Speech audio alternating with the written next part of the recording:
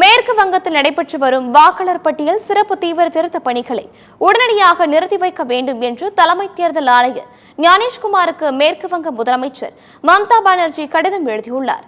அந்த கடிதத்தில் மேற்கு வங்கத்தில் தேர்தல் ஆணையம் முன்னெடுத்துள்ள எஸ்ஐஆர் பணிகள் முற்றிலும் தவறானவை என்றும் போதிய முன்னேற்பாடுகள் இல்லாமலும் மிக அவசரமாகவும் தன்னிச்சையாகவும் இந்த பணிகள் நடப்பதாகவும் தெரிவித்துள்ளார்.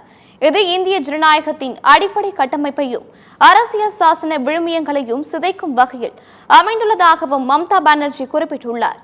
எஸ்ஐஆர் பணியில் ஏராளமான நிர்வாக குறைபாடுகள் உள்ளதாக கூறியுள்ள அவர், இதற்காக பயன்படுத்தப்படும் மென்பொருள் மற்றும் தொழில்நுட்ப வசதிகள் சரியாக செயல்படவில்லை என்று புகார் கூறியுள்ளார். முறையான கள ஆய்வு இல்லாமல் மேற்கொள்ளப்படும் இந்த அவசர பணியால் தகுதியுள்ள லட்சக்கணக்கான வாக்காளர்களின் பெயர்கள் பட்டியலில் இருந்து நீக்கப்பட வாய்ப்புள்ளதாகவும் அவர் தெரிவித்துள்ளார்.